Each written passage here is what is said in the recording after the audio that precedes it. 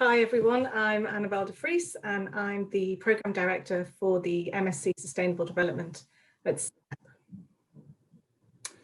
SEDEP. My name's Tom Tanner. I'm the Director of SEDEP and also the Programme Director for the Master's Programme at MSc in Climate Change and Development. I'm going to whip through first some introduction slides and hand over to Annabelle, and then hopefully we'll have a few of our students who'll be able to give you an insider's view of the experience, particularly what it's like doing the online study, as well as the kind of core. We'll focus a bit more on content, and then you'll hear what it's actually like to do that study and the flexibility that it affords and that sort of thing. I also get to say next slide, please, like I'm some sort of government scientific advisor on COVID. So because Annabelle's got the controls.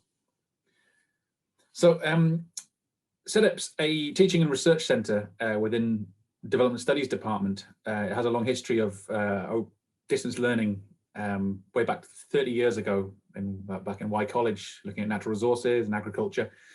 It has a policy-focused research angle, and it's always done online distance learning. And so, yeah, in many senses, we were well positioned when the COVID crisis hit and everyone else was moving online. But importantly, we retained that part-time flexibility of study as an online distance learning program. We got quite a wide range of staff. We engage associate tutors to help with our tutoring on the individual modules. They're all experts in those fields. And we have associates who work with us more on a research side, but also do some webinars and well, we're planning some masterclasses for some of our new associates we have on board. It's quite a merry band. Next slide, please. Our students come from all areas. It's really hard when people say, like, what sort of areas did they come from? We do have a lot of people who work in the kind of international development or aid architecture already. So there are quite a lot of people who've worked either for government departments. We've got a few kind of ambassadors actually engaged now in the program.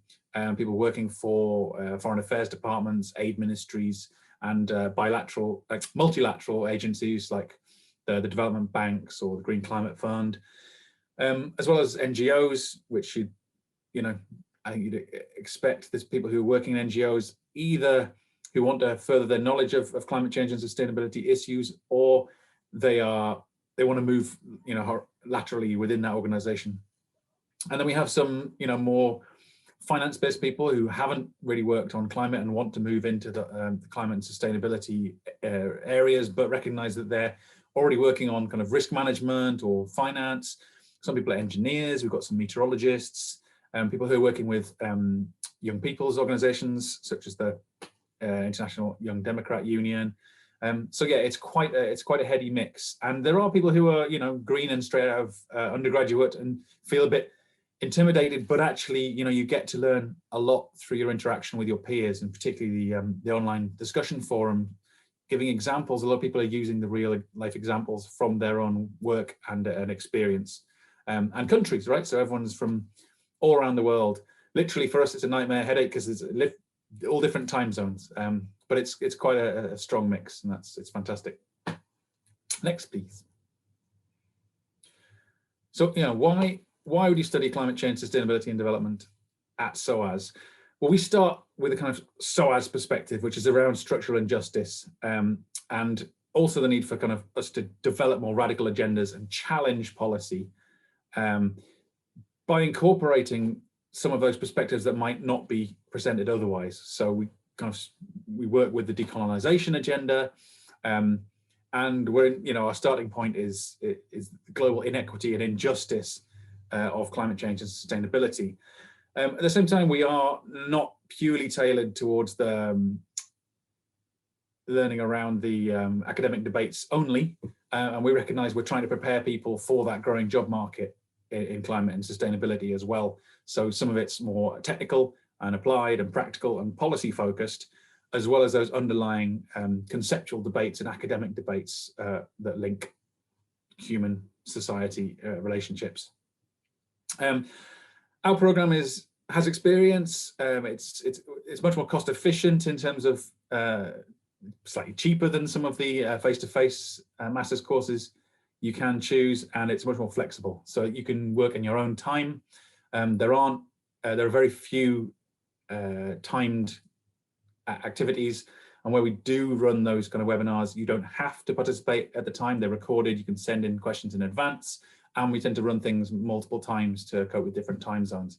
But we recognize that people are studying often at their own pace and finding the time when they can each week to study. But it does enable you to enlarge that professional network. So, you know, we have between 350 and 400 students on our two current programs, and there's a lively network with them, both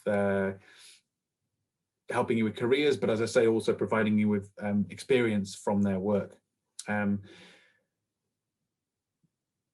Doing our programs gives you access to the SOAS library and our careers service, our full careers service now, and the SOAS events service as well. And we also recommend, we have a newsletter and recommend events outside, which now have exploded, right, because of COVID. There are so many things online that previously were, you know, for attendees only, that actually there's way too much. And we try and filter that a little bit for you and give advice on events that we think are really useful to attend. Next, please. So I want to put this in as kind of, I always think this is my starting point, the martini glass of inequality around climate change. This is the global climate change emissions by the world population. And the richest 10%, that doesn't include, that's not just, you don't have to own Amazon to be in that 10%. You essentially, you need to be flying or were taking a flight more than once a year. That puts you up there in terms of your consumption emissions in the richest 10% in the world. There is the top 10% responsible for basically half the emissions of all lifestyle consumption emissions in the world, and the poorest 50% are responsible for only around 10. That's a huge global inequality of who is creating and who has created historically the climate change problem, and the converse is true around who is feeling the effects most. It's the poorest portions of the world that are suffering, the forefront of suffering the impacts of climate change. So our starting point is really this injustice, structural injustice around climate change. And this is something we look back into the sustainable development and environmental discourses and see very similar things around environmental justice movements in the past. And it's really kind of reborn around climate change recently. Next, please. But if that sounds doom and gloom, I think we're also into this idea of transformations and transitions, and we're at a time of massive, massive change. And I love this picture that I took a couple of years ago in Rajasthan in India, where you have the Indian oil behind, but yet there's still people. It's much more cost effective to transport bricks using camels, but the guy riding his camel is watching a Bollywood movie. I stopped him and said, "What are you looking at on your smartphone?" He's like, "Oh, I'm watching this video, this pop video, Bollywood pop video." Not very safe, I know, but just this idea that the transitions that are happening around the transition to low carbon energy is as fast and as dynamic and as important to development discourses as the smartphone, the switch to smartphones. And we're seeing that now, even in a place where, around the corner from this photo where you have people riding, camel-pulled carts, there's a huge solar array, and they're generating their electricity locally with a massive solar farm. And, solar has massively undercut all other sources of energy in India in the last 5 years, and is now, far and away the cheapest way of generating electricity. So these transitions are happening super fast, and, there's lots to be positive about. Next one, I think on to you, Annabelle.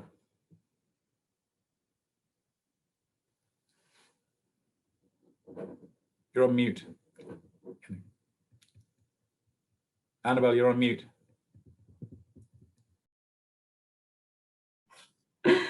Thanks. Can't see my screen. I can only see the slide. So I'm just going to talk a little bit about the Sustainable Development Goals, which kind of underpin the Sustainable Development Programme.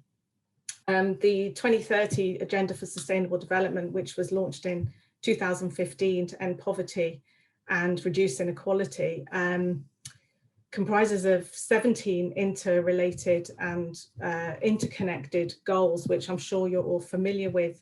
And each of these goals have multiple and complex challenges, and they interact in various ways. One thing about the Sustainable Development Programme that we've got is the first module that you'll take will unbox and unpack all of these areas, and in particular examine things like the underpinnings of the Sustainable Development Goals. Where did they come from?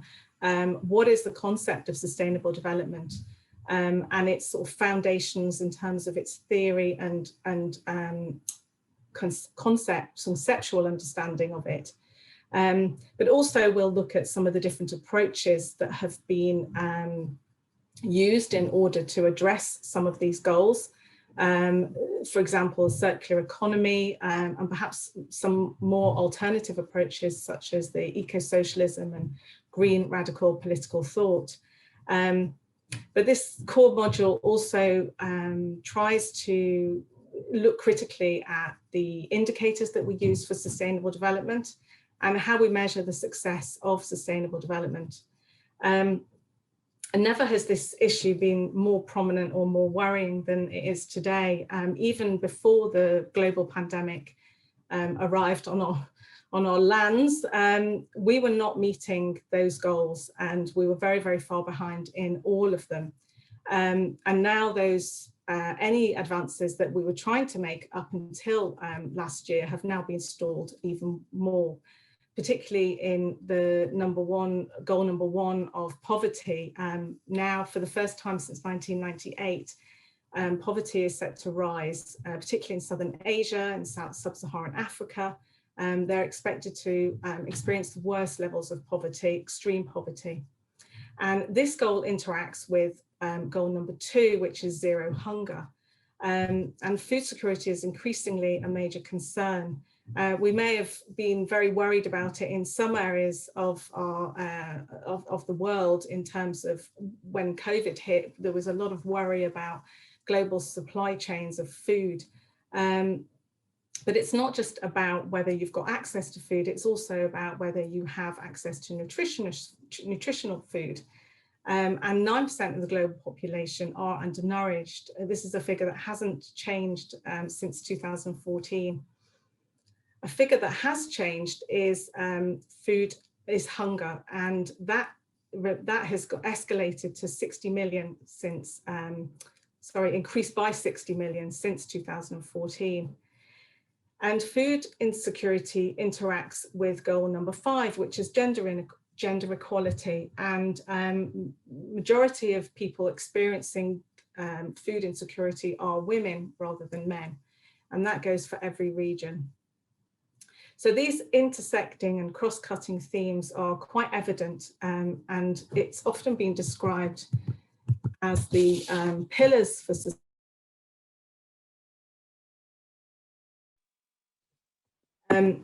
And these show how these areas kind of intersect and interact in quite complex ways. We have, on the one hand, social equity, which is underpinned by justice and engagement, community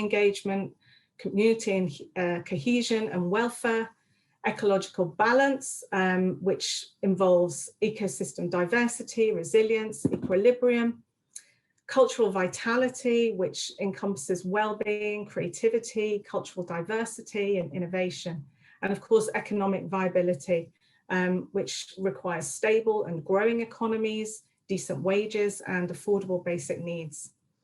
And the modules at SEDEP will give you a grounding in how to analyse and balance these aspects of sustainability.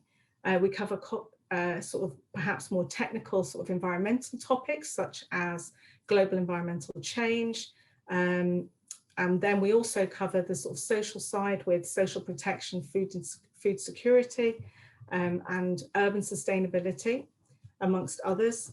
And in all the modules you'll cover have a sort of underlying understanding and dealing with issues that are conceptual, the topics. We also analyse policies, like Tom said, looking at actions and the implementations of policy, of global decisions, and how those decisions are made. And often underlying these themes are issues of power and governance. So these are all kind of overarching themes that are kind of part of our Sustainable Development Programme.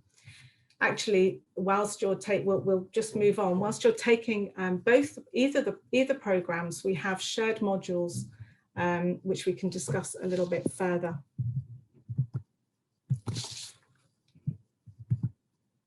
So what is SEDEP's learning approach? Well, first of all, you will have an online portal where you will access your core teaching materials.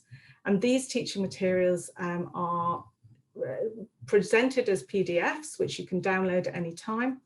And but the idea is that you spend each week on a particular unit, and it's sequential. And these unit materials kind of summarize the debates, the concepts, introduce the theory, literature, methods and policies. And they also provide additional reading. So every week you'll have another reading to do.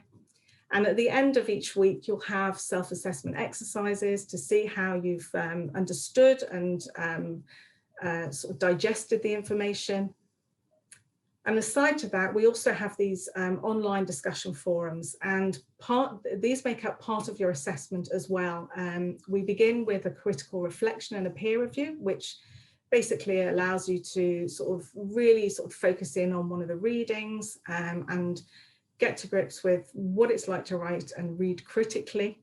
And then that's peer reviewed. So that's a shared forum. So you will be allocated one of your colleagues, and you will be able to critique their work. And in doing so, you'll also be reflecting on your own work and what you what you managed to write as well. And this happens fairly quickly in the first week of taking your module, which is a really good way of getting you back into education if you haven't done so for a while. And we have essays and policy briefs. So we kind of veer from, we've got sort of the traditional essay to presentations and policy briefs. So we try and mix things up in terms of the type of assessments that you will take. And also we have participation in the group forums, which is part of your assessment. It basically encourages everybody to participate and gives you a way of interacting with your colleagues and your tutor, who will present sort of questions for the week that you can sort of direct your focus on. And then of course we've got exams at the end of the module, but these will stop at the end of this year. Our last exam will be in October 2021. Once we've finished doing the exams, we will move to having more online interaction, broken down e-activities, which will contribute to your assessment. I should note as well, interrupt you there, just to say that the exams are currently being held online anyway. They're currently 48-hour take-home open book exams due to COVID. So there's no, what we used to do was to ask people to go to exam centres, the nearest exam centres in their country, and they had to pay extra for that. People aren't having to pay any more now for that. And there's only one set left. People are taking them this week, in fact. So that, the exam this week is the current session, and the final ones will be in October. Thanks, Tom. Good point. So the programme structure at SEDEP can be found on our SEDEP pages. If you follow the links from SOAS and SEDEP and look for the online programmes, you'll find them online. And the way they're made up is that you start with the core module. As I was talking about the Sustainable Development one, there's a climate change core module. And that is the first module you'll take. After that, you will take your electives. So for an MSc, you'll have 3 electives plus the dissertation. For a postgraduate diploma, you'll have the core module plus 3 elective modules without the dissertation. And a postgraduate certificate is just 1 core module and 1 elective. And your registration for all of those programs is 5 years. And on average, the time taken is between 2 and 5 years. So some people who, have got a lot of time to dedicate to their studies can do this in 2 years, can do a master's in 2 years. So each module is taken one at a time. and it's interdispersed with the dissertation. So I'm just going to click onto the next screen. So I know this is quite small, but all I want you to look at is those main columns. And this is an example for an April start. We have 2 enrollments per year. We've got April and October. And when you start in April, you will begin your first module. And then when that finishes, you'll take your exams until we don't have the exams anymore. Your exam, I should say. And then you will begin your dissertation stage 1, which is made up of a research method MOOC. And that will give you a good grounding in research methods and get you to start thinking about what your dissertation subject is going to be and the kind of methods you'd like to use.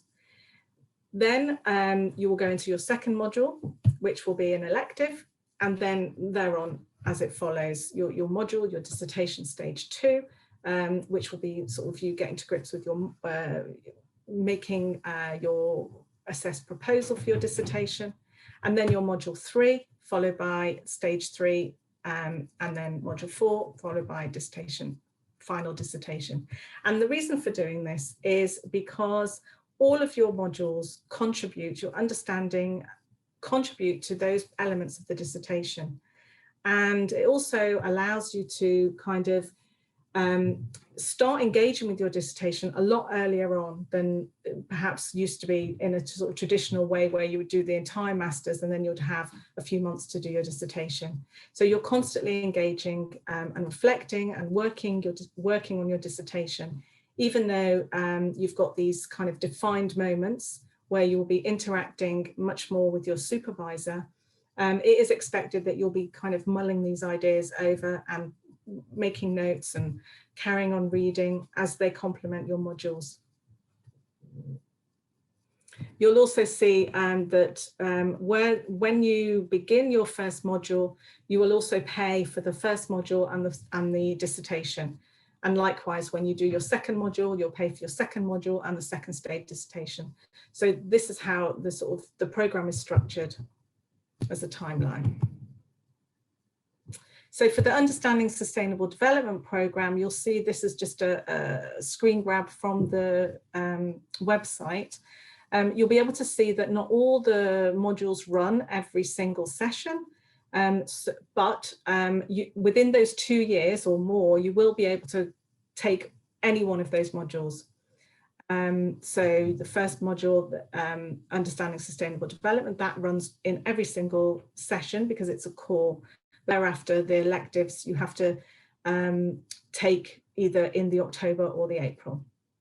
We also offer electives from other departments, such as the Centre for International, I've forgotten what it's called, Tom, help me, CISD.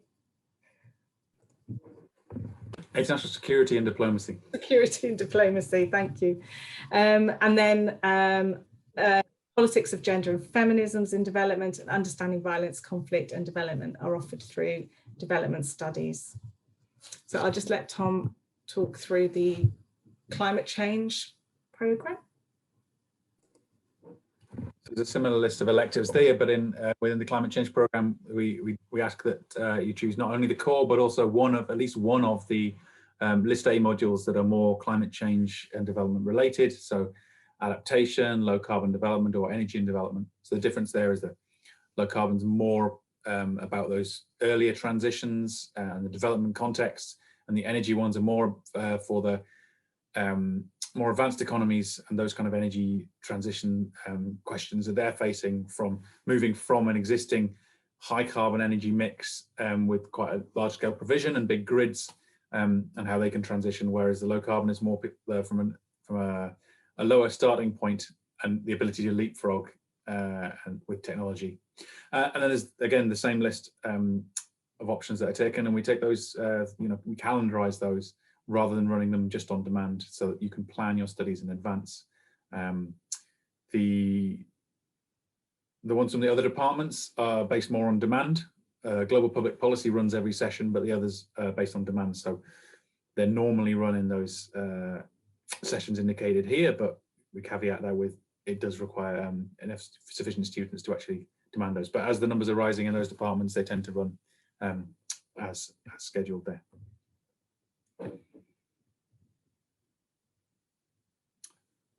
what's left is it'd be great if we could hear a little bit from Jess Ficatier, who's one of our students, just to give you a bit of a 5 minutes perspective on what it's like to be a setup student, and you know, what it's like with the online learning, pros and cons.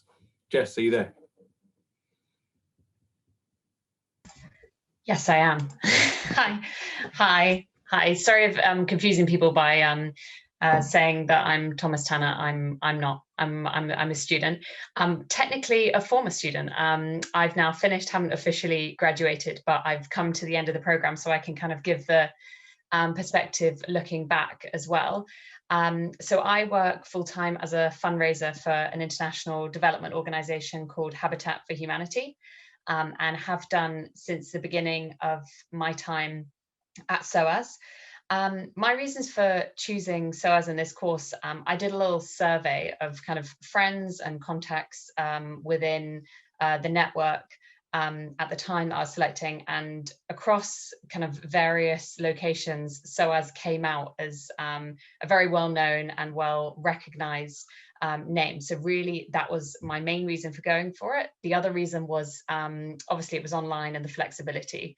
I was located in Hong Kong at the time that I first started the course, so the ability to do it from there, and then have since relocated back to the UK. So I've really had the experience from different locations. I did exams in Hong Kong, I did an exam in London, and I've done an online exam, and all thankfully went quite smoothly, quite well.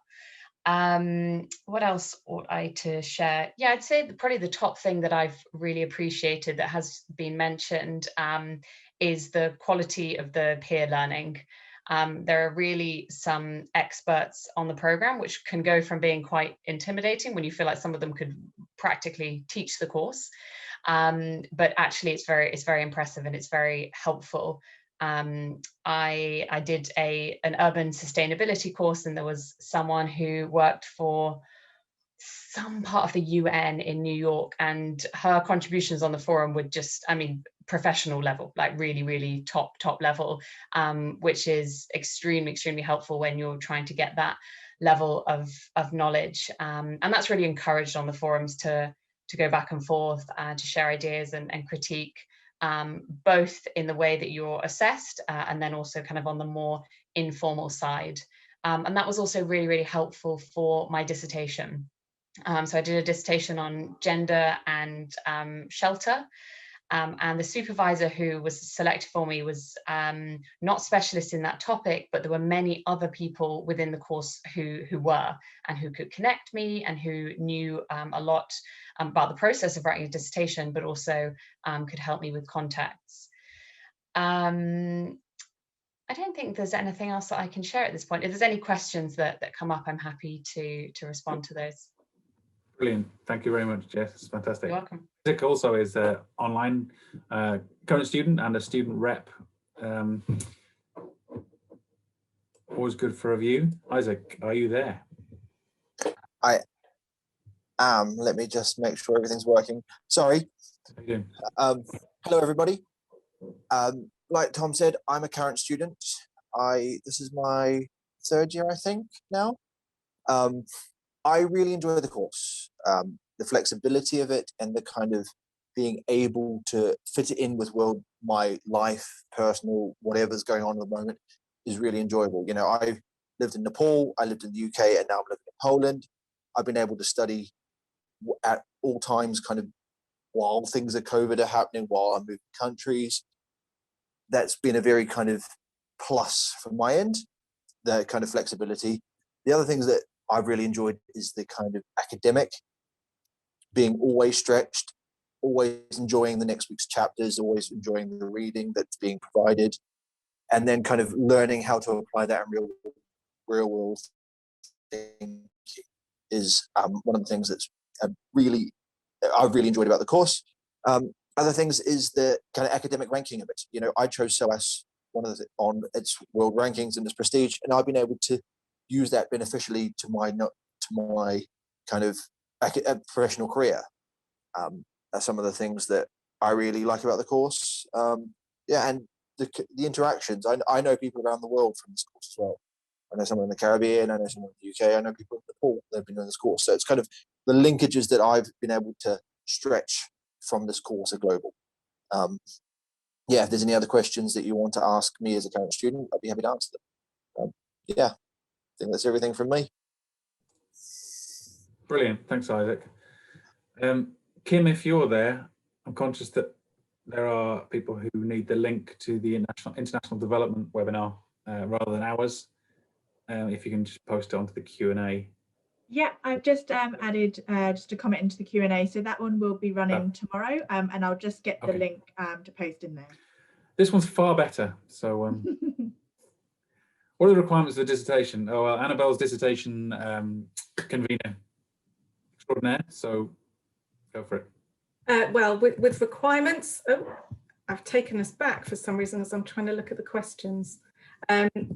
Requirements. What do you mean by requirements? You don't need to have done a dissertation before, although you probably will have if you've got your first degree.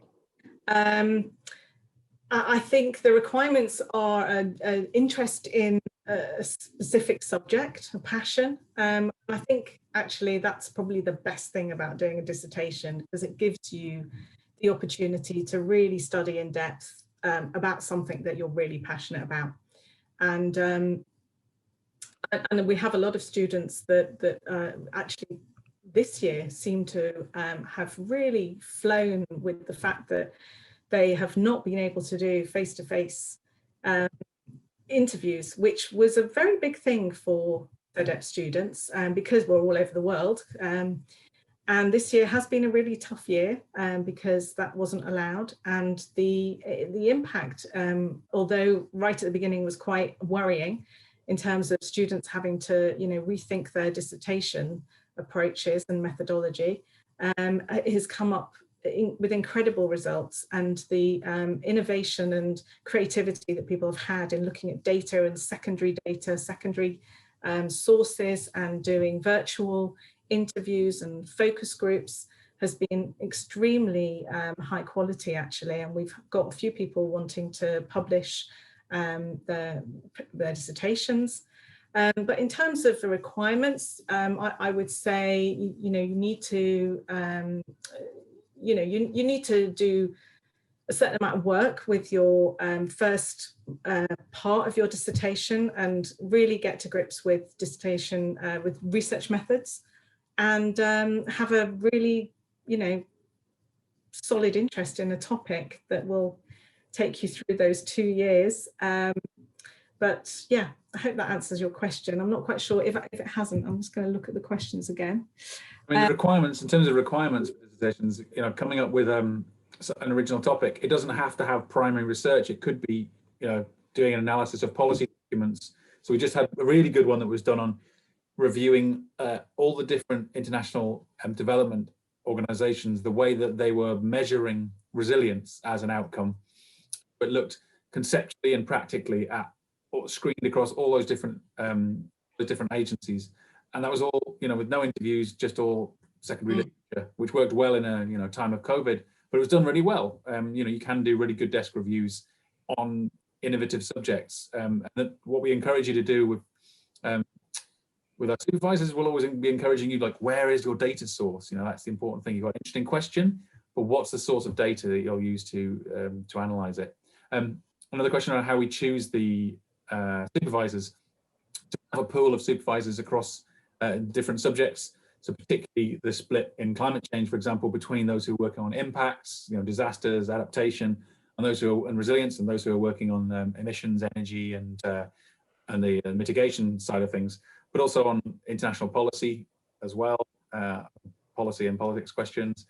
And we try and match people with the supervisors who have expertise, and where they don't have direct expertise, they are very experienced dissertation supervisors. So even those within the department, people have a lot of supervisory experience, and if they haven't, it's because they are doing a particular specialism. So we have a pool of people we bring in for when there's particular specialist subjects that we want to. So we try and make that, we match we match the students to the experts as best we can. It's bespoke, really, actually, isn't it? I've just seen your other question about qualitative and quantitative research methods. Yes, there is. That's all part of the MOOC, which is what you would do first. And that's all supported by a dissertation convener. And then when you get allocated your dissertation supervisor, they will also be able to support you with that kind of methods background and making that decision of what kind of methods you're going to be using to answer your research questions.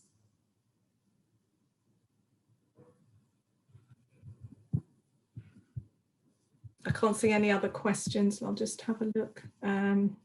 I think there's one more question saying, is there a way to get some sense of how difficult / easy it is to navigate the online learning platform as a user? Why don't I share my screen and take you into it? Show you what it looks like. Yeah, perfect. Yeah, go for it. Annabelle, if you give me permission, or stop sharing your. I'd also be happy to jump in on this on a student perspective in a second. Yeah, it's a good idea. Go for it now. Go for it, Isaac. Well, I'll bring it up. Yeah, I think from a student's perspective on this, it's quite, once you get the hang of it, it's really easy to understand. And I would recommend any new students spend kind of maybe 10, 15 minutes just understanding it.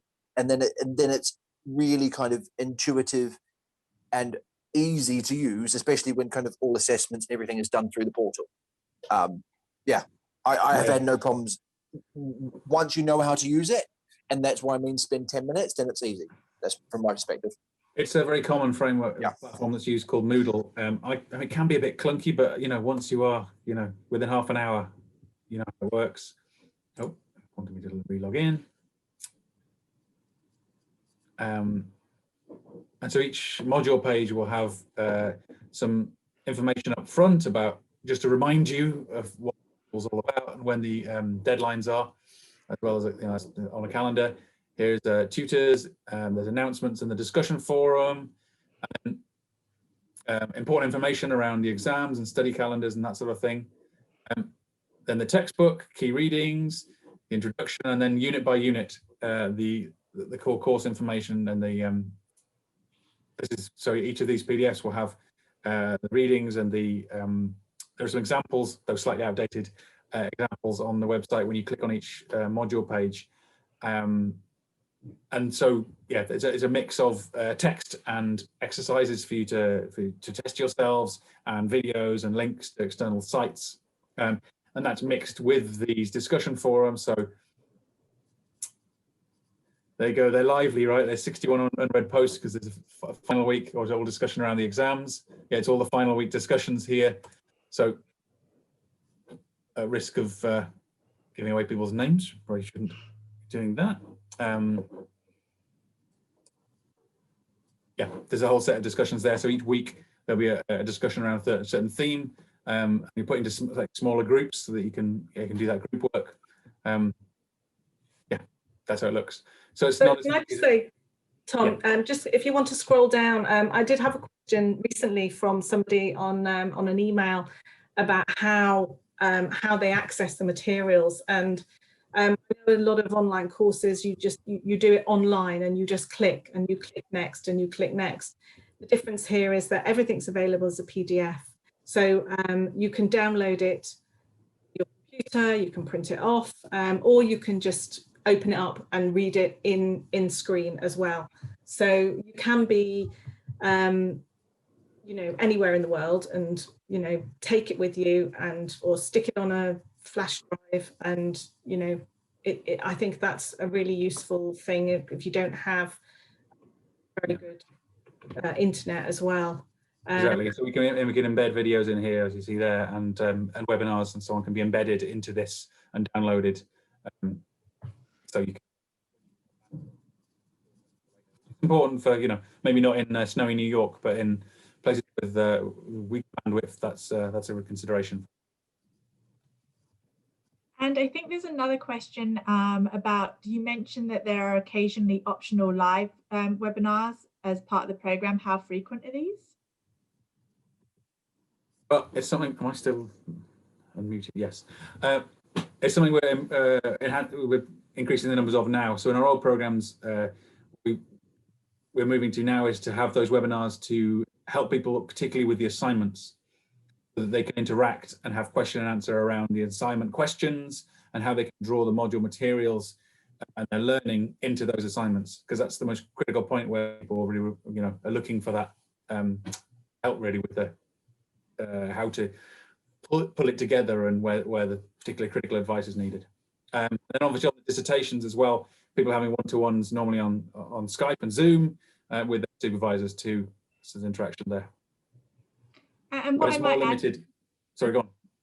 what I was going to add to that as well is as a SOAS student and also as a member of the public, many of those are open to those outside of the university, but we do also run a number of events throughout the year through different departments. So those will be lectures that are held, and you can go to the website and find them. And you usually find that once you are a student with us as well, you might get the emails come around from different departments or other students that you happen to know through SOAS who will say, oh, there's a really great open lecture this week on this area if you want to join, or even through the Students' Union as well. So it could be any number of lectures that may be related to what you're studying, might be completely unrelated to what you're studying, or might have some kind of ties to it that help you in terms of your dissertation or just in terms of your greater exposure to lots of different areas. And one thing I would say about SOAS is we are a much smaller institution than many in the UK, but what we've done is we're a very specialized institution. So all of our different areas that we teach are interlinked and intersected with each other. So kind of one of the real kind of focuses of the SOAS community, whether you're an online student or whether you're a student who's on our campus and in person, is that you can listen to a lecture, you can be in a seminar, and then you can talk to other students who don't have to be studying the same subject as you and don't even have to be in the same program. And yet you'll be able to share dialogue and kind of communication and ideas and perspectives on things, because at the end of the day, all of our subjects are that closely linked to each other, and that you can't study them in silos. So it's not like you can study one area on its own and know everything about it and think it doesn't need to be related to any other areas. If you think of all of our subject areas, they all have kind of an impact and a knock-on effect on each other. Yeah, so I'll give you an example. I gave a webinar today that was across the online masters programs that everyone could attend. I encouraged our current stock of 30 credit students not to, because they've just had exams released online, so they can watch the video. But it was exactly one of those sessions, and obviously this was on climate change and development, and the previous one was on labour standards, international labour standards. So it was, it's really varied, especially in the development studies department, because we're organising these through the development studies department. There's lots of different academic expertise. So yeah, that's the other way that we have these webinars that are across the online platform now. And that's really nice because it's also a little community. They're small enough that there are few enough people that attend it. Everyone introduces themselves, and you get the perspectives of who's where around the world and have a lively discussion around some of the issues. I think, Tom, that answers a question from Curtis, who's asking about opportunities for communication with other students. I think Isaac also answered that. But I think certainly the cross-pollination of ideas in terms of the sort of access to events and other people within SOAS is available. And I know that a lot of students have WhatsApp groups as well, so it's not just the kind of formal participation. There are, plenty of WhatsApp groups that are, per module, and as you go through your modules, you'll sort of meet people again, and or meet new people who have, not taken a module that you've had before. So I think that's another thing, that because we have those shared modules with development studies and also the students that are taking development climate change and the ones that are taking sustainability, you will have that kind of interaction with different people. And somebody's also asked how much economics would they bring into their study. Well, I think certainly some, definitely, some of the courses, if we're talking about sustainability, as I say, the economy is key. And I think in most of the other modules across through to the climate change, you know, that those kind of disciplines are really valuable. Hopefully you would also get wider you know, opportunities to interact with other disciplines as well as economics. But yes, definitely. And of course, if you chose to focus on your dissertation on in that field, then you would be supported to do that as well. Yeah, so I hope that answers that question. Login information for journals, yes, of course. SOAS has a library, but you also get an Athens password, which allows you to the University of London Senate House Library as well. So that broadens your sort of options for reading. All the reading resources that we have, so the key readings, the ones we expect you to read, all have links within those PDFs and a reading list. So you will just click on the link, and you might have to go through another sort of login. Some of them are a bit more open access, so you just get the PDF immediately. Others you might have to log into the SOAS library or the University of London Library. And of course, then when you're doing a dissertation, you've got a vast array of resources to your hand. So I hope that helps, that one. Dissertation supervisor. So normally you would have an introductory meeting with your supervisor, and that'll be in whatever, you know, format you wish, virtual usually.